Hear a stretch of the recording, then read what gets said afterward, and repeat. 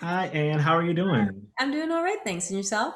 Good, good. It's so good to see you. I feel like it's hadn't been that long since we talked for the witches, and Hmm. time is just rolling on by, and we're still in quarantine. Still doing it this way. Not forever. Yes, not forever, and it's looking up. So that's something that I have to be thankful for. But it's so good to talk about this film.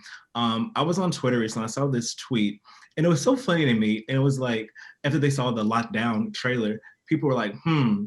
Anne has been in Hustle, the Hustle. She's been in Oceans. Is she trying to tell us something regarding these heist movies? So Yes. I wanted to know what intrigues you about these heist movies, and how was this one different from the prior ones you've done? So I did not know this was a heist film when I signed on to it. Let me be clear, because and I know that sounds crazy, but this film was made in 2020, so anything goes. But I said yes to the first 90 pages, and in the first 90 pages of this movie, the main thing that happens is Linda finally has to confront this thing that she's been hiding from, which is her incredible shame at who it really turns out she's become. Mhm. And you kind of get a sense of this, and then you start to understand why she is treating this man who is very much the love of her life that way. It's She doesn't respect herself anymore, and she's blaming it on him, but it's really she doesn't want him to be with her, or him to see all of who she's become. And then they go off and steal a diamond. So I didn't know that part was coming.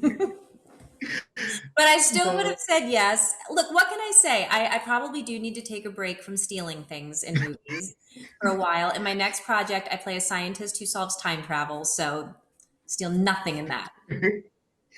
Look, I'm in already, but I do love these heist films, though. I do love Good. them. So that's why Um, then that's why I make them for you. I'm just yes, So you can answer on yes. Twitter, Trey for Trey. And honestly, for me though, at the same time, when I got the screen and looked at the log line, I didn't either. I'm like, this seemed kind of like locked down. I was like, this might be some type of like quarantine thriller or something, but then it's like this fun rom-com heist film, and it was totally different than what I expected. But it's also lighthearted too, something we need during Mm. this pandemic. And I also wanted to know, did doing this movie, because we've seen a lot of these quarantine set and shot projects, but did doing this project make you feel any sort of different or have a different lens on the pandemic and quarantine and what we're going through right now?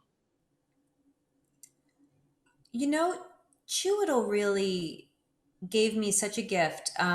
On the very first day, when we did the read through, and we just kind of sat down and we talked about what the film meant to us. And he said, I just feel like this is a film about two people fighting for joy.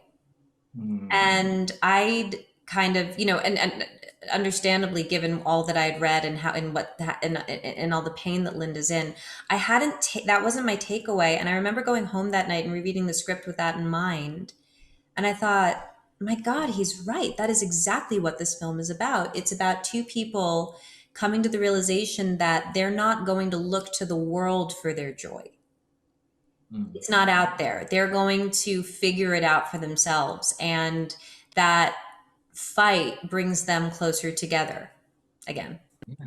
Yeah, yeah. Thank you so much, and congrats on this launch, and continue to stay safe. Thank you so much. Next time in person, let's hope. Yes, next time, next time. Thank you. Okay. Thank Bye. you.